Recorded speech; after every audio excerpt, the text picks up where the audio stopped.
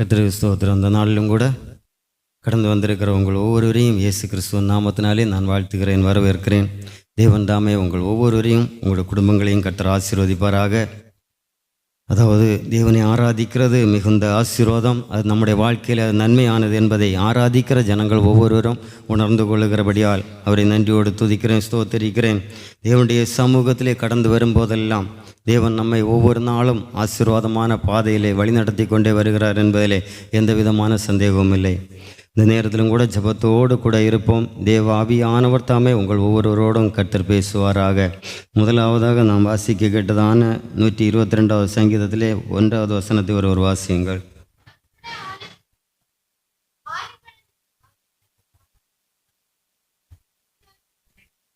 வேதம் சொல்லுகிறது, கர்த்தருடைய ஆலயத்திற்கு போவோம் வாருங்கள் என்று எனக்கு அவர்கள் சொன்னபோது மகிழ்ச்சியாய் இருந்தேன் என்று சங்கீதக்காரனாகிய தாவீது அங்கே சொல்கிறதை பார்க்கிறோம்.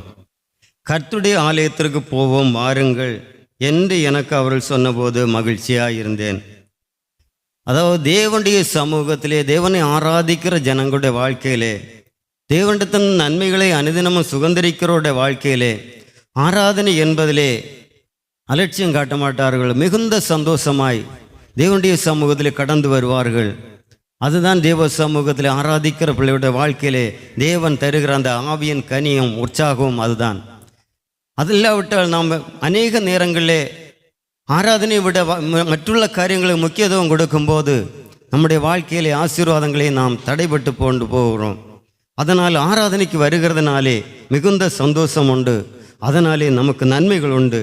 அதே சங்கீதக்காரனாகி தாவீது சொல்லும்போது பாருங்கள், 4வது அதிகாரம் 7வது வசனத்தை ஒரு வாசியுங்கள். சங்கீதம் 4:7. அல்லேலூயா, ஸ்தோத்திரம்.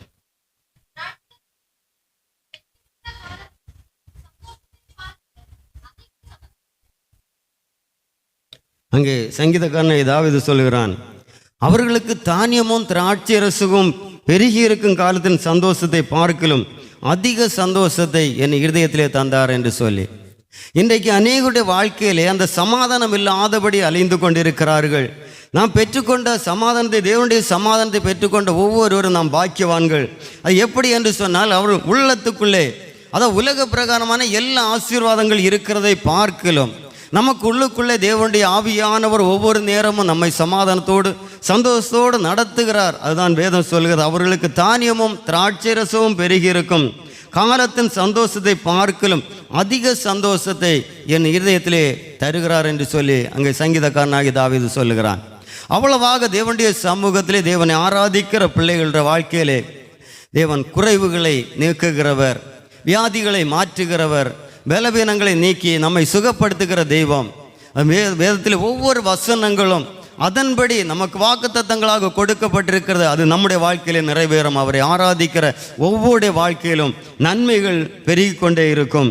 அதான் வேதத்தில் பார்க்கிறோம், அவர்களுக்கு தானியமும் திராட்சை ரசமும் உலக பிரகாரமான எல்லா ஆஸ்திகளும் ஐஸ்வர்யங்களும் இருக்கிறதை பார்க்கலும் தேவனுடைய சமூகத்திலே அவரை ஆராதிக்கிற பிள்ளையோட வாழ்க்கையிலே எது இருக்கிறதோ இல்லையோ அதை பற்றி கவலைப்பட மாட்டார்கள். ஆனால் தேவனுடைய ஆராதிக்கிறதிலே மிகவும் உற்சாகத்தோடு வாஞ்சியோடு கடந்து வருவார்கள். அதுதான் அந்த வேதம் சொல்லுகிறது பாருங்கள்.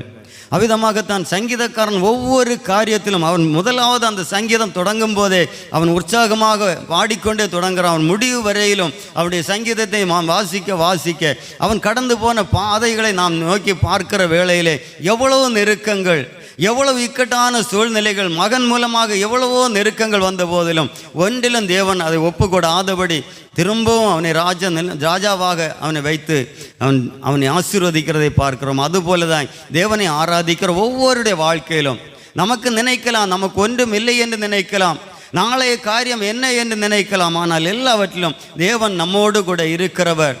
அதன் உனக்குள்ளே, நமக்குள்ளே, உலகத்திலே இருக்கிறவனை பார்க்கலும் உனக்குள்ளே இருக்கிறவர் பெரியவர். அவர் பெரிய காரியங்களை செய்வார். நாம் எண்ணி முடியாத அதிசயங்கள், ஆராய்ந்து முடியாத அற்புதங்களை நம்முடைய வாழ்க்கையிலே தேவன் செய்கிறவர். அதனால் தான் அவரை ஆராதிக்க வேண்டும் என்று சொல்லி வேதம் சொல்லுகிறது பாருங்கள். சங்கீதம் 23:6வது வசனத்தை ஒரு வாசியுங்கள். சங்கீதம் 23:6.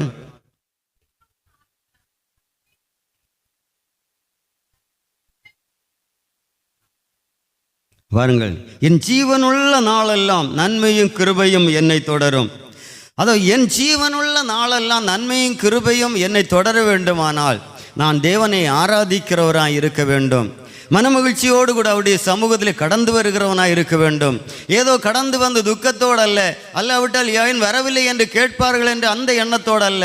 நம்முடைய உள்ளத்தின் ஆழத்திலிருந்து இன்றைக்கு ஆராதனை உண்டு, ஆராதனைக்கு கடந்து போக வேண்டும். தேவன் இன்றைக்கு என்ன பேச போகிறாரோ, எனக்கு என்ன ஆசீர்வாதமான வார்த்தைகளை வைத்திருக்கிறாரோ என்பது வாஞ்சியோடு கூட தேவ சமூகத்தில் வருகிற ஜனங்களுக்கு அவர் கொடுக்கிற வசனங்கள், என் ஜீவனுள்ள நாளெல்லாம் நன்மையும் கிருபையும் என்னை தொடரும். அதாவது நம்முடைய வாழ்க்கையிலே நமக்கு ஜீவனுள்ள நாளளவும், அதாவது நித்திய ஜீவனை கொடுப்பேன் என்று சொன்ன தெய்வம், அதற்கு முன்பதாக நம்முடைய வாழ்க்கையிலே நம்முடைய வாழ்நாளிலே என்னென்ன தேவைகளோ, என்னென்ன நன்மைகள் கிருபைகள் நமக்கு தேவையோ எல்லாவற்றையும் தேவன் நமக்கு தந்து நிறைவான பாதையில் நம்மை வழிநடத்தி கொண்டே வருகிறார். அதை பெற்று அனுபவித்தவர்கள் அநேகர் இருக்கிறீர்கள். அதில் நானும் கூட அதை அனுபவித்தவன் பாருங்கள். அதனாலே தான் அதை சொல்லுகிறேன். சங்கீதக்காரனுடைய தாவீதுடைய வாழ்க்கையில் நடந்தது போல நம்முடைய வாழ்க்கையில் அநேக நெருக்கங்கள் இருக்கலாம், அநேக பிரச்சனைகள் இருக்கலாம், அநேக போராட்டங்கள் இருக்கலாம். ஆனாலும் எல்லாவற்றிலும் தேவன் நன்மையும் கிருபையும் அவர் தொடரத்தக்கதாக நம்மை நடத்துகிற தேவன் என்பதை நாம் மறந்துவிடக்கூடாது. நான் கர்த்தருடைய வீட்டிலே நீடித்த நாட்களாய் நிலைத்திருப்பேன். அப்படி நன்மையும் கிருபையும் நம்மை தொடர்ந்து வருகிற வேளையிலே, உலக பிரகாரமான ஆசீர்வாதங்கள் நம்முடைய வாழ்க்கையிலே பெருகி கொண்டிருக்கிற நேரத்திலே, நான் திரும்பவும் உலக பிரகாரமாக இன்னமும் என்று சொல்லி ஆசீர்வாதங்களை தேடி கடந்து போகாதபடி மனமகிழ்ச்சியோடு கூட தேவ சமூகத்தில் ஆராதிக்க நாம் முற்படுவோமானால் அவருடைய நான் கர்த்தருடைய வீட்டிலே நீடித்த நாட்களாய் நிலைத்திருப்பேன் என்று சொல்லி, அதாவது தேவனை ஆராதிக்கிற பிள்ளைகள் அவருடைய வீட்டிலே நிலைத்திருப்பார்கள். அவருடைய வாழ்க்கையில் எப்பொழுதும் துதி ஸ்தோத்திரங்கள் கடந்து வந்து கொண்டே இருக்கும். அவர் எப்பொழுதும் நாம் போகிற பாதையிலே நாம் எந்த கலக்கமோ, எந்த துன்பங்களோ, எந்த நெருக்கங்கள் வந்தாலும் நாம் ஒன்றிலும் சோர்ந்து போக மாட்டோம். அது வேதம் சொல்கிறதுபடி நீதிமான் 7 தரம் விழுந்தாலும் கர்த்தர் அவனை தூக்கி விடுகிற தெய்வம். அவன் 7 தரம் விழுந்தாலும் அவன் விழுந்து போகிறதில்லை. தாவீதுடைய வாழ்க்கையிலே நாம் பார்க்கும்போது அவருடைய மகன் மூலமாக எவ்வளவு ஆபத்து, பயங்கரமான ஆபத்துகள் வந்தது. அவனை கொண்டு போட வேண்டும் என்று சொல்லி கடந்து வந்த போதிலும் கூட தேவன் ஒன்றுக்கும் ஒப்பு கொடுக்கவில்லை. அதுதான் என் ஜீவனுள்ள நாளெல்லாம் நன்மையும் கிருபையும் என்னை தொடர்ந்து நான் கர்த்தருடைய வீட்டிலே நீடித்த நாட்களாய் நிலைத்திருப்பேன் என்று சொல்லி வேதம் சொல்லுகிறது. பாருங்கள், நம்முடைய வாழ்க்கையிலே நாம் செய்கிற வேலைக்கு தக்கதான கூலியை தேவன் கொடுக்கும்படியாக, நம்முடைய குடும்பத்தின் தேவைகள் எல்லாம் சந்திக்கும்படியாக மிகவும் கவனமாய் தாய் தகப்பன் தன் பிள்ளைக்கு என்ன தேவை என்பதை அறிந்து அவர்கள் செய்கிறதை விட அதற்கும் அதிகமாக, தாயை விட தகப்பனை விட அதிகமாக நம்மை நேசித்து வழிநடத்துகிறவர். நம்ம குடும்பத்தின் தேவைகள் எல்லாம் அவருக்கு தெரியும். எல்லாவற்றையும் நிறைவாய் அவர் கொடுத்து எல்லாவற்றையும் ஆசீர்வதித்திருக்கிறார். ஆனால் நாம் என்ன செய்ய வேண்டும்? நாம் அதை விசுவாசத்தோடு கூட அவருடைய சமூகத்திலிருந்து பெற்றுக்கொள்ள வேண்டும். நாம் தேவனை ஆராதிக்கும் போது அதை கேளுங்கள் அப்பொழுது கொடுக்கப்படும் என்று சொல்லி வேதம் சொல்லுகிறதை நம்முடைய இருதயத்தில் கேட்கிற நாம் அதை பெற்றுக்கொள்வோம் என்ற விசுவாசத்தோடு கூட கேட்க வேண்டும். நாம் சந்தேகப்படுகிறவர்களாய் அல்ல, பலவிதமான காற்றிலே அடிபட்டு அலைகிறவர்களாய் அல்ல. தேவனுடைய சமூகத்தில் உண்மையாகவே தேவன் என்னுடைய தேவைகளை எல்லாம் நிறைவு செய்வார் என்று சொல்லி அந்த வாஞ்சியோடு தாகத்தோடு நாம் இருக்கும்போது தேவன் நம்மை அதிகமாய் ஆசீர்வதித்து வழிநடத்துகிற தேவன் என்பதை நாம் மறந்து போகக்கூடாது. அல்லேலூயா, அல்லேலூயா, அல்லேலூயா. அதன் வேதத்தில் நாம் பார்க்கிறோம், ஒவ்வொரு நாளும் கர்த்தருடைய ஆலயத்திற்கு போவோம் வாருங்கள் என்று அவர்கள் எனக்கு சொன்னபோது, எனக்கு அவர்கள் சொன்னபோது நான் மகிழ்ச்சியாக இருந்தேன். அதுதான் தேவனுடைய சமூகத்தில் தேவன் கொடுக்கிற பெரிய ஒரு ஆசீர்வாதம். நம்மை ஜீவனோடு, சுகத்தோடு, பலனோடு, ஆரோக்கியத்தோடு ஒவ்வொரு நாளும் நாம் நடந்து திரியத்தக்கதாக, நாம் வேலைகளை செய்யத்தக்கதாக, நமக்கு வேண்டிய கிருபையும் பலனையும் தருகிற தேவனை நாம் ஒவ்வொரு நாளும் துதிக்கிறவர்களாய், ஸ்தோத்திரிக்கிறவர்களாய், மனமகிழ்ச்சியோடு அவரை ஆராதிக்கிறவர்களாய் இருக்க வேண்டும். அது வேதத்தில் பார்க்கிறோம். மகிழ்ச்சியோடு கூட கர்த்தருக்கு ஆராதனை செய்யுங்கள், ஆனந்த சத்தத்தோடு அவர் சந்தம் வாருங்கள். ஏனென்று சொன்னால் இந்த பகல் வேளை முழுவதும் நம்மை நடத்தினாரே, எந்த விதமான ஆபத்துகளும் ஒப்புக்கூடாதபடி, எந்த விதமான இடர்களுக்கும் ஒப்புக்கூடாதபடி, கண்ணீருக்கு ஒப்புக்கூடாதபடி, இருதய மரணத்துக்கு ஒப்புக்கூடாதபடி நம்மை பாதுகாத்து இந்த நேரத்தில் கூட்டி சேர்த்தார் என்றால் அவரை துதிக்கிற ஸ்தோத்திரமும் துதியும் நம்முடைய வாழ்ந்து அதிகமாக எழும்ப வேண்டும். உற்சாக வலிகள் எழும்ப வேண்டும். இந்த நாள் முழுவதும் என்னை காத்திரி எத்தனையோ ஜனங்கள் பார்க்கும்போது ஆஸ்பத்திரிகளில், வீடுகளில் பலவிதமான காரியங்கள் அகப்பட்டு இருக்கிறார்கள். ஆனால் தேவன் நம்மை விடுவிக்கிறவர். நமக்கும் வியாதிகள் உண்டு, பலவீனங்கள் உண்டு. ஆனாலும் எல்லா காரியத்திலும் நமக்கு விடுதலை தருகிற தேவன் என்பதை நாம் ஒருபோதும் மறந்து போகக்கூடாது. பாருங்கள், சங்கீதம் 45:15 வசனத்தை ஒரு வாசியுங்கள். சங்கீதம் 45:15. ஆமென், அல்லேலூயா, ஸ்தோத்திரம். பாருங்கள், தேவ சமூகத்திலே நாம் தொடர்ந்து கர்த்தருடைய வீட்டில் நீடித்த நாட்களாய் நிலைத்திருக்கும் போது, நாம் தொடர்ந்து அவருடைய சமூகத்திலே ஆராதித்து மனமகிழ்ச்சியோடு கூட இருக்கிற வேளையிலே நமக்கு கடைசியாக தேவன் வைத்திருக்கிற அந்த பெரிய ஆசீர்வாதம் அவருடைய சமூகத்தில் மனமகிழ்ச்சியோடு ஆராதிக்கிறது தான். வேறு ஒன்றும் அவர் எதிர்பார்க்கிறதில்லை. நாம் உற்சாகமாக நமக்குள்ளது எல்லாம் கொடுத்து அவரை உற்சாகப்படுத்த வேண்டும் என்றல்ல, அவர் நினைக்கிறது மகிழ்ச்சியோடு உற்சாகத்தோடு அவரை ஆராதிக்க வேண்டும், அவருக்கு மகிமை செலுத்த வேண்டும். தேவனுடைய சமூகத்தில் கடந்து வரும்போது அவருடைய துதி ஸ்தோத்திரங்களினாலே அவருடைய கிருபை நம்மை தேற்ற வேண்டும். அதுதான் பெரிய ஒரு சந்தோஷம். அதன் மன மகிழ்ச்சியோடு களிப்போடும் வந்து ராஜா அரண்மனைக்குள் அதே போல ராஜாவுடைய அரண்மனைக்குள்ளே உற்சாகமாய் கடந்து போகிறது போல தேவனுடைய சமூகத்தில் கடந்து வரும்போது அது மிகுந்த உற்சாகமாய் கடந்து வர வேண்டும் என்று வேதம் சொல்லுகிறது. பாருங்கள், உற்சாகமாய் கடந்து வர வேண்டும். வீட்டிலிருந்து அதற்கு நமக்கு தெரியும், இந்த நாளில் ஆராதனை உண்டு, நாம் அதற்கு முன்பதாகவே நாம் ஆயத்தப்படுவோம். ஞாயிற்றுக்கிழமை ஆராதனை என்றால் ஞாயிற்றுக்கிழமை அன்று காலை மாத்திரமல்ல, நாம் இந்த நாள் ஞாயிற்றுக்கிழமை ஆராதனை முடித்த பிறகு இனி அடுத்த ஞாயிற்றுக்கிழமை ஆராதனை வரையிலும் இனி எப்போ ஆராதனை என்று சொல்லி நம்முடைய உள்ளத்திலே அதற்காக நாம் ஜெபித்து கொண்டே இருந்தால், அதற்காக நாம் வாஞ்சியோடு தேவ சமூகத்தில் எதிர்பார்த்திருப்போமானால் அந்த நாட்கள் நமக்கு ஆசீர்வாதமாக இருக்கும் என்பதிலே எந்த விதமான சந்தேகமும் இல்லை. வாருங்கள், நெகேமியாவுக்கு எழுதின நிருபம் 8வது அதிகாரம் 17வது வசனத்தை ஒரு வாசியுங்கள். நெகேமியா 8:17. அல்லேலூயா, ஸ்தோத்திரம்.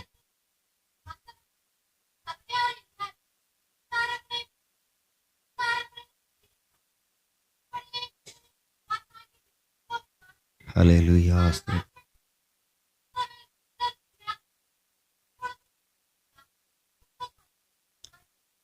பாருங்கள், இந்த பிரகாரமாக சிறையிருப்புக்குள் இருந்து திரும்பி வருகிற வேளையில் நம்முடைய வாழ்க்கையிலே சிறையிருப்புக்குள் இருக்கும்போது நமக்கு அவரை ஆராதிக்க முடியாது. வியாதி பலவீனங்கள் அகோரங்கள் இருக்கும்போது நாம் அவரை துதிக்க முடியாது. அவ்விதமாக அந்த சிறையிருப்பிலிருந்து திரும்பி வந்து தேவன் கூடாரங்களில் தங்கி இருக்கும்போது பாருங்கள், அந்த கடைசியில் வாசிக்கும்போது அந்த நாட்கள் முதல் இஸ்ரவேல் புத்திரர் செய்யாதிருந்ததை இப்பொழுது செய்தபடியால் மிகுந்த சந்தோஷம் உண்டாயிற்று என்று பார்க்கிறோம். அதே போல தான் தேவ சமூகத்தில் வியாதிகள் வரும்போது நமக்கு தேவ சமூகத்தில் கடந்து வர முடியாது. சில ஆபத்துகள் வரும்போது நாம் கடந்து வர முடியாது. ஆனால் தேவ சமூகத்தில் கடந்து வரும்போது நாம் அவரை துதிக்கிறதுனாலே, அவரை ஸ்தோத்திரிக்கிறதுனாலே, அவருக்கு நன்றி செலுத்துகிறதுனாலே, இம்மட்டும் என்னை காத்து கொண்டீர் என்று சொல்லி தேவனுடைய சமூகத்தில் நாம் உற்சாக பலிகளை ஏறெடுக்கும் போது மிகுந்த சந்தோஷம் உண்டாகும் நம்முடைய வாழ்க்கையிலே. அதான் சொல்லப்படுகிறது, அவர்கள் புத்தன் செய்யாதிருந்தது இப்பொழுது அவர்கள் செய்தபடியால் மிகுந்த சந்தோஷம் உண்டாயிற்று என்று சொல்லி.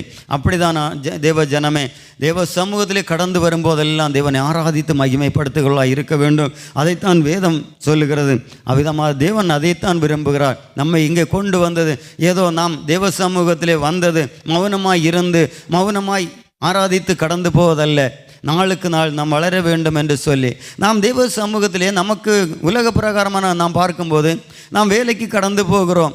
நம்முடைய வேலை ஸ்தலத்திலே நாம் உற்சாகம் இல்லாதபடி அப்படி ஒரு விதமாக தூங்கினபடி அப்படி வேலைகள் செய்தால் அந்த முதலாளிக்கு நம்ம இஷ்டப்படாது. பாருங்கள், அவர் ஒன்று நாள் பார்ப்பார், சொல்லி பார்ப்பார், கொஞ்சம் உற்சாகமாக செய்ய வேண்டும் என்று சொல்லி, இல்லாவிட்டால் அவர் சொல்வார் இங்கே வேலை இல்லை என்று தான் சொல்வார்கள். அப்படி தான் உலக பிரகாரமான காரியம். அதை விடவும் தேவனுடைய சமூகத்தில் நாம் வரும்போது மிகவும் உற்சாகத்தோடு அவருக்கு ஸ்தோத்திர பலிகளை ஏறெடுக்க வேண்டும். அவரை ஆராதிக்கிறதுல உற்சாகம் காட்ட வேண்டும், மனமகிழ்ச்சியோடு கூட ஆராதிக்க வேண்டும். அப்படி ஆராதித்த ஒரு பார்க்கிறோம்.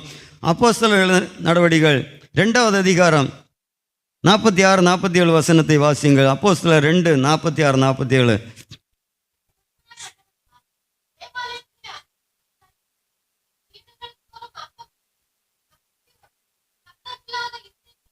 ஹல்லேலூயா, ஸ்தோத்திரம்.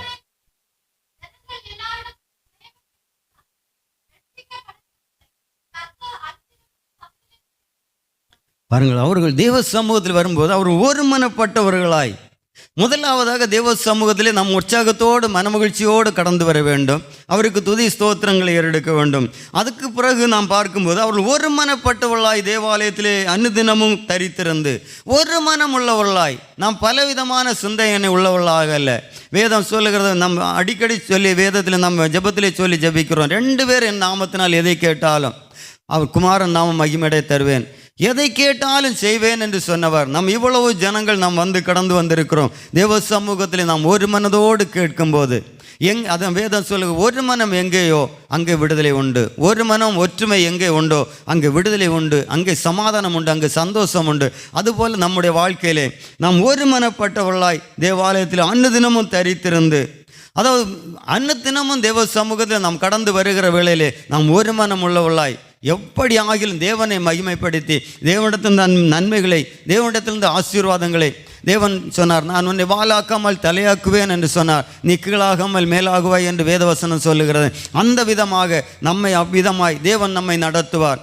என்னை தேவன் வாலாக்காதபடி என்னை தலையாக்குவார், அவர் என்னை கீழாக்காதபடி மேலாக்குவார் என்ற ஒரு விசுவாசத்தோடு கூட ஒரு மனப்பட்டு தேவனுடைய சமூகத்தில் அதை கேட்க வேண்டும் என்று சொல்லுகிறது. அதுக்கு அடுத்தது சொல்லுகிறது, வீடுகள் தோறும் அப்பம் விட்டு மனமகிழ்ச்சியோடும் கபடமில்லாத இருதயத்தோடும் போஜனம் பண்ணி.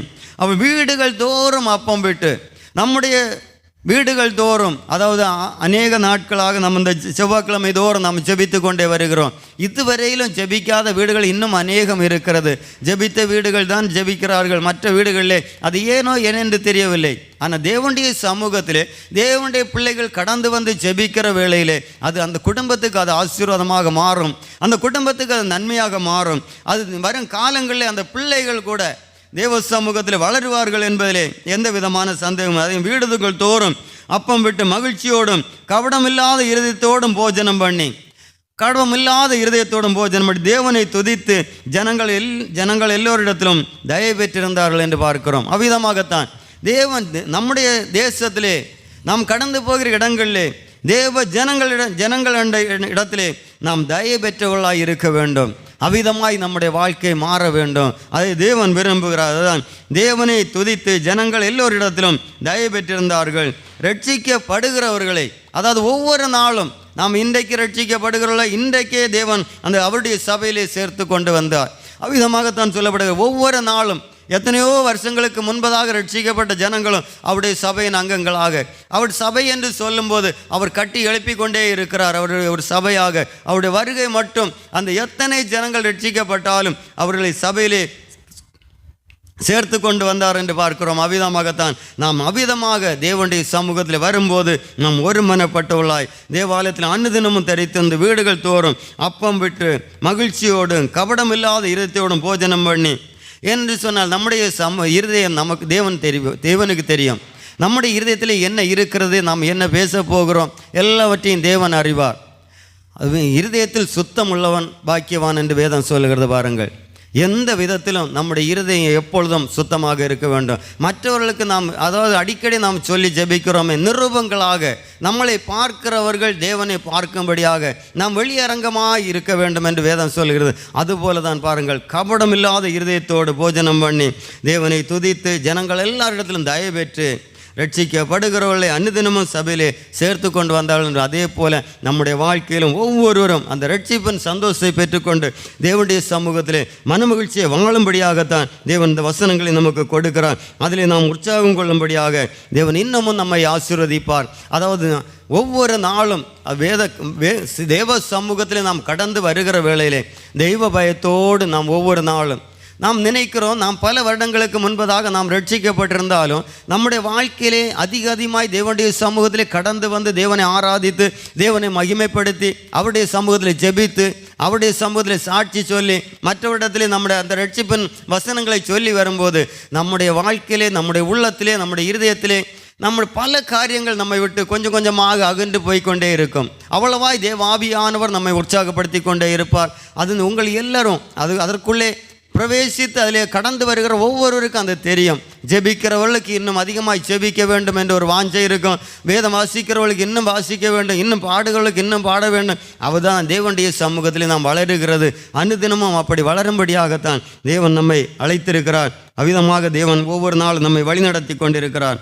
இன்னும் 1 நாளாகமம் ஒன்று நாளாகமம் 29வது அதிகாரம் 3வது வசனத்தை ஒரு வாசியுங்கள்.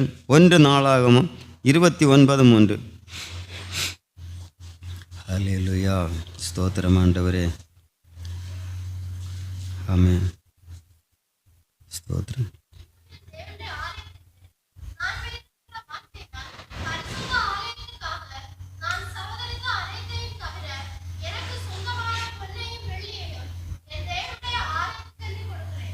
அங்கே தாவீது முதலாவது சொல்லுகிறான், கர்த்தருடைய ஆலயத்திற்கு போவோம் வாருங்கள் என்று எனக்கு அவர்கள் சொன்னபோது மகிழ்ச்சியாக இருந்தேன் என்று சொல்லி முதல் அவர் சொல்லுகிறான். அதற்கு அப்புறமாக சொல்லுகிறார், என் ஜீவனுள்ள நாளெல்லாம் நன்மையும் கிருபையும் என்னை தொடரும், நான் கர்த்தருடைய வீட்டிலே நீடித்த நாட்களாய் நிலைத்திருப்பேன் என்று சொல்லுகிறான். அதற்கு அப்புறமாக நாம் கடைசியாக வரும்போது இந்த அப்போஸ்தலர் 2 வசனம், அந்த 2 வசனங்களை வாசிக்கும் போது ரட்சிக்கப்படுகிற அனைவரையும் அவர் சபையிலே சேர்த்து கொண்டு வருகிறார். அப்படி இருக்கிற வேளையிலே பாருங்கள், இன்னும் ஒருவர் அங்கே சொல்லுகிறார், நான் இன்னமும் என் தேவனுடைய ஆலயத்தில் நான் வைத்திருக்கிற வாஞ்சையினால், அது தேவனுடைய சமூகத்திலே அவருடைய ஆலய பிரகாரங்களிலே வைத்திருக்கிற ஒரு வாஞ்சையினாலே நாம் எந்த இடத்துல இருந்தாலும் நமக்கு அந்த ஆராதனை உள்ள டைமிலே எப்படி ஆகிலும் போக வேண்டும். உள்ளத்துக்குள்ளே பரிசுத்த ஆவியானவர் நம்மை உந்திக்கொண்டே இருப்பார். நாம் தேவ சமூகத்தில் அநேகர் கடந்து வராமல் இருக்கிறது காரணம் என்ன? நாம் போகிற இடங்களில் உலக பிரகாரமான ஆசைகளுக்காக, ஐஸ்வர்யங்களுக்காக எல்லாம் நமக்கு தேவை. ஆனால் முதலாவதாக அந்த தேவனுடைய சமூகத்தில் வைத்திருக்கிற ஒரு வாஞ்சியோடு கூட நம்ம எல்லா நாளும் நமக்கு ஆராதனை இல்லை. 2 நாட்கள் பாருங்கள், ஞாயிற்றுக்கிழமை வேலையே இல்லை, அந்த நாட்கள் இடைநாள் நம் வேலைக்கிழமை ஆராதனைக்கு கூட இவ்வளவாய் வருகிறோம். அதுதான் இங்கே வேதவசனம் சொல்லுகிறது, இன்னமும் என் தேவனுடைய ஆலயத்தின் மேல் நான் வைத்திருக்கிற வாஞ்சையால் என்று சொல்லப்படுகிறது. நமக்கு எவ்வளவு பேருக்கு வாஞ்சை இருக்கிறது பாருங்கள், தேவ சமூகத்தில் கடந்து வர வேண்டும் என்று சொல்லி அவரை ஆராதிக்க வேண்டும், அவரிடத்தும் நன்மைகளை நாளுக்கு நாள் சுதந்திரித்துக் கொள்ள வேண்டும். எத்தனை பேருக்கு ஆசை இருக்கிறது பாருங்கள். அதான் அங்கே சொல்லுகிறான், இன்னமும் என் தேவனுடைய ஆலயத்தின் மேல் நான் வைத்திருக்கிற வாஞ்சையால் பரிசுத்த ஆலயத்திற்காக நான் சவரித்த அனைத்தையும் தவிர எனக்கு சொந்தமான பொன்னையும் என் தேவனுடைய ஆலயத்திற்கு என்று கொடுத்தேன். பொன்னையும் வெள்ளியையும் பாருங்கள், அவனுடைய வீட்டிலே அவன் செல்வ சீமானாக இருந்த போதிலும் அவன் ஆராதிக்கிறான். அவன் வாழ்ந்த வாஞ்சை நாம் தேவனை ஆராதிக்கிறவர்களாய் மாத்திரமல்ல, தேவனை ஆராதித்து தேவனுடைய சமூகத்தில் ஒருமனப்பட்டு கூடி வந்து அப்பம் விட்டு மகிழ்ச்சியோடு கூட கர்த்தருக்கு ஆராதனை செய்கிற வேளையிலே தேவனுக்கென்று தேவனுடைய ஆலய பிரகாரங்களே, அதாவது நாம் நன்மையும் கிருபையும் நம்மை தொடர்ந்து வந்து கொண்டே இருக்கும்.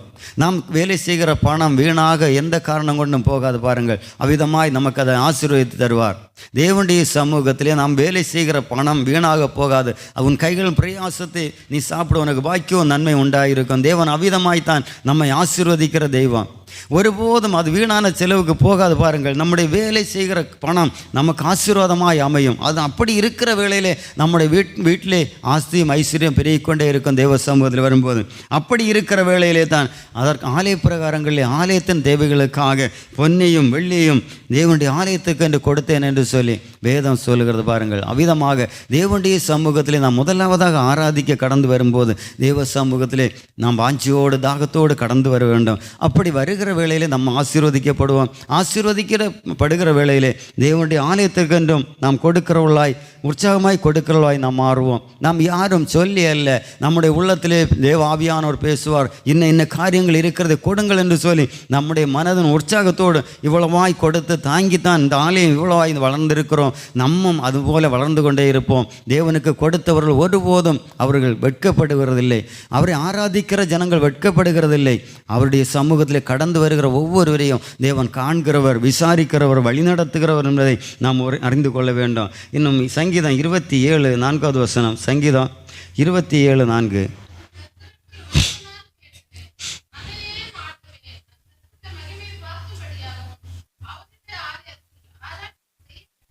ஆமென், ஸ்தோத்திரம். ஆமென், அல்லேலூயா, அல்லேலூயா, அல்லேலூயா. அவன் சொல்லுகிறான் சங்கீதக்காரன் தாவீது, கர்த்தரிடத்தில் நான் ஒன்றை நான் கேட்பேன். ஒன்று மாத்திரம் தேவனுடைய சமூகத்தில் அவன் கேட்கிறான். அது என்ன என்று பார்க்கும்போது, நான் ஒன்றை கேட்பேன், அதையே நாடுவேன். நான் கர்த்தருடைய மகிமையை பார்க்கும்படியாகவும் அவருடைய ஆலயத்தில் ஆராய்ச்சி செய்யும்படியாகவும் நான் என் ஜீவனுள்ள நாளெல்லாம் கர்த்தருடைய ஆலயத்தில் தங்கியிருப்பதையே நாடுவேன் என்று சொல்லி வேதம் சொல்லுகிறது பாருங்கள். அவருடைய மகிமையை பார்க்க வேண்டும். தேவனுடைய சமூகத்தில் நாம் கடந்து வரும்போது நாம் அவருடைய மகிமையினாலே நிரப்பப்பட வேண்டும், அவருடைய அன்பினாலே நிரப்பப்பட வேண்டும். ஆவிக்குள்ளாக நாம் ஒவ்வொரு நாளும் ஜெபித்து வளருகிறவர்களாக இருக்க வேண்டும். அதைத்தான் இங்கே வேதம் சொல்லியிருந்தான். கர்த்தரிடத்தில் ஒன்றை நான் கேட்பேன், அதையே நாடுவேன், கர்த்தருடைய மகிமையை பார்க்கும்படியாகவும் அவருடைய ஆலயத்தில் ஆராய்ச்சி செய்யும்படியாகவும் நான் என் ஜீவனுள்ள நாளெல்லாம் கர்த்தருடைய ஆலயத்தில் தங்கியிருப்பதையே நாடுவேன் என்று சொல்லி பாருங்கள். ஒவ்வொரு நாளும் தேவ சமூகத்திலே சங்கீதக்காரனுடைய தாவீது நாம் முழுவதுமாக நாம் வாசிக்கிற வேளையிலே அவருடைய வாழ்க்கையிலே தேவன் ஒவ்வொரு நாளும் அவனோடு கூட இருந்து அவனை வழி நடத்துகிறதை பார்க்கும்போது நம்முடைய வாழ்க்கையிலும் அதுபோல தான் நாம் கடந்து வந்த பாதையில் எல்லாம் இம்மட்டுமாய் தேவன் நம்மை கரம் பிடித்து வழி நடத்தினார். நம்முடைய நல்ல செயல்னால் அல்ல நம்முடைய நல்ல நடக்கையினால் அல்ல, நல்ல காரியங்கள்னால் அல்ல, பாவத்திலும் அக்கிரமத்திலும் மரித்திருந்தவளாகிய நம்மை தேவனோடு கூட ஒப்புரவாக்கி அவரோடு கூட ஆளுகைக்கு பங்குள்ளவளாக மாற்றும்படியாகத்தான் தேவன் நம்மை அழைத்து கொண்டு வந்து ஆலய பிரகாரங்களை கூட்டி சேர்த்து இம்மடமாய் தேவ சமூகத்தில் அந்த ரட்சிப்பை பெற்றுக்கொண்டு தேவனை ஆராதித்து அவருடைய நாமத்தை மகிமைப்படுத்தி முடிபரியந்தம் நிலைநிற்கத்தக்கதாக தேவ கிருபை தந்து நம்மை வழிநடத்தி கொண்டிருக்கிறார். நாம் நினைக்கலாம் நான் பரிசுத்தவான் என்று அல்ல. நம்முடைய வாழ்க்கையிலே வேதம் சொல்லுகிறது, உங்களுடைய பரிசுத்தம் அழுக்கான கந்தை போல இருக்கிறது என்று வேதம் சொல்லுகிறது. நாம் மனுஷர்கள் நம்முடைய வாழ்க்கையில் நாம் பரிசுத்தம் உள்ளவர்கள் என்று நினைக்கலாம். ஆனால் தேவனுடைய பார்வைக்கு அது அழுக்கான கந்தை என்று சொல்லப்படுகிறது. நாம் ஒவ்வொரு நாளும் நம்மை புதுப்பித்துக் கொள்ளும்படியாக தேவனுடைய சமூகத்தில் ஒவ்வொரு நாளும் கேட்டு கேட்டு தேவனுடைய இரக்கத்தினாலும் தேவனுடைய மகிமையினாலும் நம்மளை நிரப்பும்படியாக, அதாவது தேவன் மகிமை உள்ளவனாக முதலாவது ஆதமை படைத்து அவனை மகிமையினாலே நிரப்பி அவனை வைத்தார். ஆனாலோ அவன் பாவம் செய்த போது அந்த மகிமை இழந்து போனான். அதைத்தான் இங்கே வேதம் சொல்கிறதை தேடும்படியாக நான் ஆலய பிரகாரங்களில் தங்கியிருப்பேன், அவருடைய மகிமையை பார்க்க வேண்டும். அவ்விதமாய் நம்மை வெட்கப்படுத்தாதபடி எல்லா காரியத்திலும் தேவன் நம்மை நடத்தும்படியாக தேவனுடைய சமூகத்தில் வந்து நாம் செபிக்கிறதுனாலே நம்மை தேவன் ஒவ்வொரு நாளும் ஆசீர்வாதமான பாதையில் நம்மை வழிநடத்தி கொண்டு வருகிறார். பாருங்கள், அவ்விதமாகத்தான் நாம் தேவ சமூகத்திலே மகிழ்ச்சியோடு கூட தேவனை ஆராதிக்கிறவர்களாய், தேவனை துதிக்கிறவர்களாய், ஸ்தோத்திரிக்கிறவர்களாய் நம்முடைய வாழ்க்கையில் நெருக்கங்கள் வரும், வியாதிகள் வரும். எது வந்தாலும் என் தேவன் பெரியவர், என் தேவன் சர்வ வல்லமுள்ளவர், நமக்குள்ளே வாசம் பண்ணுகிறவர், நம் வெளிப்பிரகாரம் அல்ல, நமக்குள்ளே வாசம் பண்ணுகிறவர். நாம் ரட்சிக்கப்பட்டு என்னைக்கு ரட்சிக்கப்பட்டோமோ அந்த நாளில் பரிசுத்த ஆவியானவர் நமக்கு முத்திரையாக நமக்குள்ளே கொடுக்கப்பட்டிருக்கிறார். பாருங்கள், நம்ம எந்த இடத்துல அதுவும் வேதத்திலே நாம் பார்க்கிறோம். நம்முடைய வெளிப்பிரகாரமான அந்த சரீரத்தை கொல்லுகிறவனுக்கு எந்த விதத்தில் நாம் பயப்பட வேண்டாம். நம்முடைய உயிரை கொல்லுகிறவனுக்கு, நம்முடைய ஆத்மாவை சாகடிக்கிறவருக்கே பயப்பட வேண்டும். அது தேவன் ஒருவரே நம்முடைய ஆத்மாவை கொல்ல வல்லவராய் இருக்கிறார்கள். எந்த மனுஷனாலும் நம்முடைய ஆத்மாவை கொல்ல முடியாது, ஒருபோதும் கொல்ல முடியாது.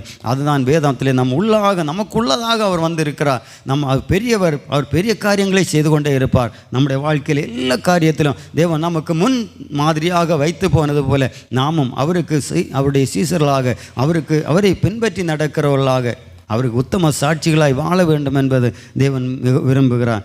ஒரு வசனத்தை கூட வாசிக்கலாம். சங்கீதம் 80:10. சங்கீதம் 80:10. ஹல்லேலூயா, ஸ்தோத்திரம் ஆண்டவரே. சங்கீதம் 84:10. சாரி, 84.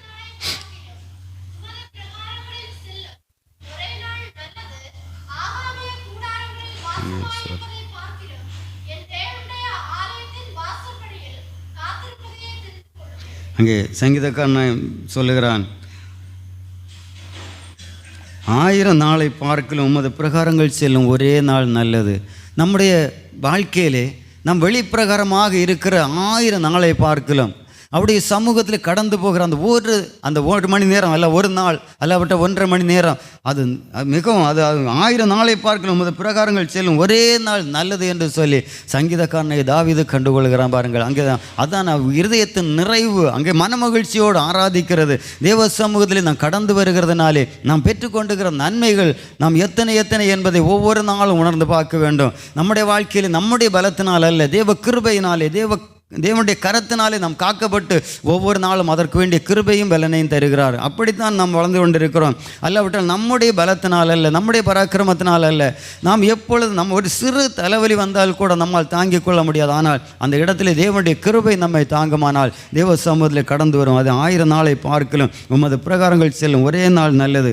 ஆகாமிய கூடாரங்கள் வாசமாய் இருப்பதை பார்க்கலும் என் தேவனுடைய ஆலயத்தின் வாசற்படி காத்திருப்பதையே தெரிந்து கொள்ளுவேன். அது தேவனுடைய சமூகத்தில் வந்து அவருடைய வாசப்படியில் காத்திருக்கிறதை அவன் தெரிந்து கொள்வான் என்று பார்க்கிறோம். தேவன் அவ்விதமாய் அவருடைய வாழ்க்கையிலே நன்மையான ஈவுகளை, நன்மையான காரியங்களை அவர் செய்தபடியினாலே அவன் அதிகமாய் அவரை ஆராதிக்கிறதிலும், அவரை உற்சாகப்படுத்துகிறதிலும், அவருடைய தேவனுடைய நாமத்தை மகிமைப்படுத்துகிறதிலும், அவருடைய ஆலய பிரகாரங்களை கொடுக்கிறதிலும் அவ்விதமாய் அவன் வளர்ந்து, அது சங்கீதக்காரன் தாவீதுடைய வசனத்தில் உள் அடக்க மொத்தமும் அவன் எவ்வளவாய் சஞ்சலப்படுகிறது. அவன் சஞ்சலப்படும் போது சொல்லுகிறான், நான் சஞ்சலப்பட்டது எனக்கு நல்லது, நான் வருத்தப்பட்டது நல்லது, நான் பிரயாசப்பட்டது நல்லது என்று சொல்லி ஒவ்வொரு நாளும் அவருடைய வாழ்க்கையில் வருகிற கஷ்டங்கள், நெருக்கங்கள், பிரயாசங்கள் எல்லாவற்றிலிருந்தும் அவன் தன்னை தேற்றிக் கொள்ளுகிறான். அவன் தேவனோடு இருக்கிறபடியினாலே நாமும் அதே போல அந்த சங்கீதக்காரனாக தாவீதை போல தேவனை பற்றி கொள்ளுகிறவர்களாய் ஒவ்வொரு நாளும் தேவ சமூகத்தில் கிடைக்கும் போதெல்லாம் நாம் வர முடியாத நாட்கள் நாம் விட்டு அல்லாமல் தேவ சமூகத்தில் வாஞ்சியோடு கடந்து வந்து மனமகிழ்ச்சியோடு ஆராதிக்கும் போது தேவனுடைய நன்மைகளை, தேவனுடைய ஆசீர்வாதங்களை, தேவனுடைய விடுதலை நாம் பெற்றுக்கொள்வோம். அதனால் எந்த மனுஷன் எதை சொன்னாலும் அநேகருடைய வாழ்க்கையிலே நமக்கு சின்ன ஒரு தவறு கண்டால் கூட அநேக நேரங்களில் சொல்லுவார்கள், இவன் எல்லாம் பைபிள் எடுத்துகிட்டு எதற்கு போகிறான் என்று சொல்லி நம்மை கேட்பார்கள். அந்த இடத்துல நாம் தூசிக்கப்படுவோம். ஆனாலும் கூட தேவ சமூகத்திலே தேவனுடைய நாமம் நம் மூலமாக மகிமைப்பட வேண்டும். அவர்கள் தேவனை தூசிக்கட்டும். ஆனால் நாம் தேவ சமூகத்தை விட்டு ஒருபோதும் நாம் விழுந்து போகிறவர்களாய் அல்ல, நாம் தள்ளப்பட்டு போகிறவர்களாய் அல்ல, உலக மனுஷனை கண்டு பயந்து போகிறவர்களாய் அல்ல. இந்த உலக மனுஷன் நமக்கு ஒன்றும் செய்ய முடியாது. பாருங்கள், கடைசியில் நேரங்களில் ஆபத்தான நேரங்கள் வரும். ஆனால் இக்கட்டான நேரங்கள் வரும். நாம் தேவனை ஆராதிக்கக்கூடாத காலங்கள் வரப்போகிறது. பாருங்கள், அப்படிப்பட்ட நாட்கள் வந்தால் கூட நாம் எதிலும் பயந்து போகாதபடி தேவனுடைய சமூகத்தில் முழு பலனோடு பயமில்லாதபடி நிற்க வேண்டுமானால் தேவ சமூகத்தில் நமக்கு கொடுக்கப்பட்டிருக்கிற நாட்களில் தேவ சமூகத்தில் நாம் கடந்து வந்து ஆராதிக்க வேண்டும். அப்படி ஆராதிக்கிற வேளையிலே தான் தேவனுடைய கிருபை அதிகமாக நம்முடைய பெருகும். அவருடைய நன்மைகள் நம்முடைய வாழ்க்கையில் உண்டாகும். நம்முடைய பிள்ளையோட வாழ்க்கையிலே நாம் கேட்டாத அறிந்திராத காரியங்களை நம்முடைய பிள்ளையோட வாழ்க்கையிலே செய்வார். அவ்விதமாகத்தான் அதை அநேகர், அதாவது பழைய காலங்களை பார்க்கும்போது அநேக ஊழியக்காரர்களுடைய வாழ்க்கையிலே அன்னதின ஆகாரம் இல்லாதபடி, தங்குவதற்கு இடமில்லாதபடி மிகவும் வருத்தத்தோடும் பாரத்தோடும் தான் அவருடைய ஊழியங்களை செய்தார்கள். ஆனால் தேவன் அவர்களை வறுமையாக விடவில்லை. அவருடைய பிள்ளைகளை எல்லாம் தேவன் உன்னதரும் உயரமான இடங்களில் அவர் அவ்விதமாகத்தான் வழி நடத்தினார். அதுபோல தான் நம்மை கொண்டு வந்தாரானால் நம்மை மாத்திரமல்ல, நம்முடைய பிள்ளைகள், நம்முடைய குடும்பத்தார் ஒவ்வொருவரையும் தேவனுடைய சமூகத்தில் அவர் மனமகிழ்ச்சியோடு கூட அவரை ஆராதிக்கவும் அவருடைய சமூகத்தில் தேவன் கொண்டு போவார். அதற்கு நாம் தகுதி உள்ளவர்களாக ஒவ்வொரு நாளும் தேவ சமூகத்தில் ஆராதிக்கிறவர்களாய் நாம் மாற வேண்டும். அதற்காகத்தான் தேவன் இவ்வளவான காரியங்களை நமக்கு கொடுத்து, அதாவது மனமகிழ்ச்சி இல்லை என்றால் நாம் தேவ சமூகத்தில் வந்திருந்தால் நம்ம ஆராதிக்க முடியாது. தேவ சமூகத்தில் நாம் கடந்து வரும்போது, தேவ சமூகத்தில் நான் கடந்து போகிறேன் ஏசப்பா, என்னோடு பேசுங்க கர்த்தாவே, எனக்கு தேவையான ஜீவனுள்ள வார்த்தைகளை தாருங்க என்று சொல்லி நாம் வாஞ்சையோடு கடந்து வரும்போது அதன் உள்ளத்தின் வாஞ்சை, நம்முடைய வாயின் சொல் புறவதற்கு முன்னே நம் உள்ளத்தை எல்லாம் கர்த்தர் அறிகிறவர். நம்முடைய பலவிதமான ஏக்கங்களோடு கூட கடந்து வரலாம். என்னுடைய குடும்பத்தில் இவ்வளோ வியாதி, இவ்வளோ பலவீனங்கள், இவ்வளோ கடன் பிரச்சனைகள் எல்லாவற்றிற்கும் பரிகாரியானவர் ஒரே ஒருவர் மாத்திரம், கர்த்தராகிய இயேசு கிறிஸ்துவினாலே அல்லாமல் நாம் ஒருவராலும் அந்த மீட்பை பெற்றுக்கொள்ள முடியாது. ஒருவராலும் அந்த கடத்திலிருந்து வெளியே வர முடியாது. ஒருவராலும் அந்த வியாதியிலிருந்து வெளியே வர முடியாது. மருத்துவர்கள் கூட கடைசி நிமிஷங்களில் சொல்லுவார்கள், எங்களால் முடிந்த மட்டும் நாங்கள் பார்த்து விட்டோம், இனி உங்கள் தேவனை நோக்கி கூப்பிடுங்கள் என்று சொல்வார்கள். அப்படித்தான் பாருங்கள், அவளுடைய படிப்பு அவ்வளவுதான். ஆனால் எல்லாவற்றைக்கும் மேலாக தேவ சமாதானம் நம்முடைய இருதயங்களை ஆட்கொள்ள வேண்டுமானால் நம்முடைய இருதயம் அவருக்குள்ளே வாழ்ந்து கொண்டிருக்க வேண்டும். உள்ளான மனுஷன் நாளுக்கு நாள் பலனடையணும். உள்ளான மனுஷன் நாளுக்கு நாள் கர்த்தருடைய வசனத்திலே வளர்ந்து வர வேண்டும். ஆவிக்குரிய வரங்களை நாளுக்கு நாள் நாம் சுதந்திரித்து கொள்ளுவர்களாக இருக்க வேண்டும். நாம் கொஞ்ச நாட்கள் அப்படியே பிரகாசமாய் வாழ்ந்து பின்பு கொஞ்சம் கொஞ்சமாக மங்கி போகலாய் அல்ல, அந்த பிரகாசமான வாழ்க்கையிலே தேவனுக்கு நேராக கடந்து போக வேண்டும். உலக ஆசீர்வாதங்கள் அநேகருடைய வாழ்க்கையில் சுகத்துக்காக பலன் இல்லாதபடி இனி எல்லாம் இழந்து போன நிலைமையிலே கடந்து வருவார்கள். என்னுடைய வாழ்க்கையிலும் அப்படித்தான் நான் அந்த இடத்துல கடந்து வந்தேன். பாருங்கள், எல்லா வாழ்க்கையிலே எங்களுக்கு வாழ்க்கையிலே சமாதானம் இல்லை, எங்கள் வெளியே இறங்க முடியாத கண்டிஷன், அந்த நிலைமையிலே தேவ சமூகத்திலே கடந்து வந்தோம். பாருங்கள், இந்த நாளில் நான் நினைக்கும் போது நாம் அங்கே வெளியே அந்த பிரகாரமாக நாம் வராமல் இருந்தால் இந்த நன்மைகளை சுதந்திரித்து கொள்ள மாட்டோம். ஆனால் வந்ததினாலே இந்த நாட்களில் மிகுந்த சமாதானம் உண்டு, சந்தோஷம் உண்டு. பிள்ளையோட வாழ்க்கையிலே அவரவர் காரியங்களை தேவன் பார்த்து கொண்டே இருக்கிறார். ஒவ்வொரு நாளும் பிள்ளைகளை தேவன் வழி நடத்தி கொண்டே இருக்கிறார். நம்ம செய்ய வேண்டியது தேவ சமூகத்தில் ஒவ்வொரு நாளும் நாம் ஜெபிக்கிறது, தேவ சமூகத்தில் வர வேண்டிய நேரங்களில் வந்து அவரை ஆராதிக்கும் போது தேவ சமூகத்தில் அந்த நன்மையான இவுகளை பெற்றுக்கொள்ளலாம். தேவன் தாம் இந்த வார்த்தைகளால் நம்மை ஆசீர்வதிப்பாக. வேதம் சொல்லுகிறபடி நாம் ஒவ்வொரு நாளும் தேவ சமூகத்திலே அவர்கள் எனக்கு ஆலயத்திற்கு போவோம் என்று எனக்கு அவள் சொன்னபோது மகிழ்ச்சியாக இருந்தேன் என்று சொல்லி சங்கீதக்காரன் தாவீது சொல்லுகிறது போல நாம் அந்த மனமகிழ்ச்சியோடு கூட தேவ சமூகத்தில் கடந்து வந்து தேவனுடைய நன்மைகளை சுதந்திரித்துக் கொள்ளும் ஒரு பாடல் 2 அடியை பாடி நாம் செபிக்கலாம். ஸ்தோத்திரம். ஏசப்பா. ക്രിസ്തീയ ജീവിതം സൗഭാഗ്യ ജീവിതം കർത്താവിൻ കുഞ്ഞുങ്ങൾ കാണുന്നതായ ക്രിസ്തീയ ജീവിതം സൗഭാഗ്യ ജീവിതം കർത്താവിൻ കുഞ്ഞുങ്ങൾ കാണുന്നതായ കഷ്ടങ്ങൾ വന്നാലും നഷ്ടങ്ങൾ വന്നാലും ക്രിസ്തേസു നായകൻ കൂട്ടാളിയാണ്. കഷ്ടങ്ങൾ വന്നാലും നഷ്ടങ്ങൾ വന്നാലും ക്രിസ്തേസു നായകൻ കൂട്ടാളിയാണ്. ലോകത്തിൻ താമുകൾ നീങ്ങിപ്പോയിടുമ്പോൾ ലോകത്താരെല്ലാരും കൈവിടിഞ്ഞിടുമ്പോൾ ലോകത്തിൻ താവുകൾ നീങ്ങിപ്പോയിടുമ്പോൾ ലോകത്താരെല്ലാരും കൈവിടിഞ്ഞിടുമ്പോൾ സ്വന്തം സഹോദരൻ തള്ളിപ്പറയുമ്പോൾ യോസേപ്പിൻ ദൈവമൻ കൂട്ടാളിയാണ്. ക്രിസ്തീയ ജീവിതം സൗഭാഗ്യ ജീവിതം കർത്താവിൻ കുഞ്ഞുങ്ങൾ കാണുന്നതായ അന്ധകാരമ്പൂവിൽ യവരിച്ചിടുമ്പോൾ രാജാക്കൾ നേതാക്കൾ ശത്രുക്കളാകുമ്പോൾ അന്ധകാരമ്പൂവിൽ വ്യവഹരിച്ചിടുമ്പോൾ രാജാക്കൾ നേതാക്കൾ ശത്രുക്കളാകുമ്പോൾ അഗ്നികുണ്ഡത്തിലും സിംഹക്കുഴിയിലും ദാനിയേലിൻ ദൈവമൻ കൂട്ടാളിയാണ്. ക്രിസ്തീയ ജീവിതം സൗഭാഗ്യ ജീവിതം കർത്താവിൻ കുഞ്ഞുങ്ങൾ കാണുന്നതായ ഇത്ര നല്ലിടയൻ ഉത്തമ സ്നേഹിതൻ നിത്യമാം രാജാവൻ കൂട്ടാളിയാണ്. ഇത്ര നല്ലിടയൻ ഉത്തമ സ്നേഹിതൻ നിത്യമാം രാജാവൻ കൂട്ടാളിയാണ്. എന്തിനീ ഭാരങ്ങൾ എന്തിനീ വ്യാകുലം കർത്താവിൻ കുഞ്ഞുങ്ങൾ പാട്ടുകൾ പാടും. എന്തിനീ ഭാരങ്ങൾ എന്തിനീ വ്യാകുലം കർത്താവിൻ കുഞ്ഞുങ്ങൾ പാട്ടുകൾ പാടും. ക്രിസ്തീയ ജീവിതം സൗഭാഗ്യ ജീവിതം കർത്താവിൻ കുഞ്ഞുങ്ങൾ കാണുന്നതായ കാഹള ശബ്ദങ്ങൾ കേട്ടിടാൻ നേരമായി കഷ്ടങ്ങൾ ഏറ്റയൻ പ്രിയനെ കാണാനായി. കാഹള ശബ്ദങ്ങൾ കേട്ടിടാൻ നേരമായി കഷ്ടങ്ങൾ ഏറ്റയൻ പ്രിയനെ കാണാനായി. എന്നു നീ വന്നിടും എപ്പോൾ നീ വന്നിടും എത്ര നാൾ നോക്കി ഞാൻ പാർക്കണം പ്രിയനെ. എന്നു നീ വന്നിടും എപ്പോൾ നീ വന്നിടും എത്ര നാൾ നോക്കി ഞാൻ പാർക്കണം പ്രിയനെ.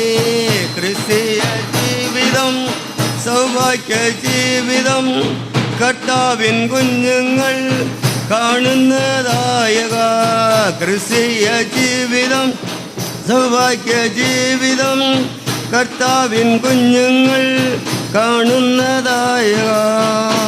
ആമേൻ. എല്ലാവരും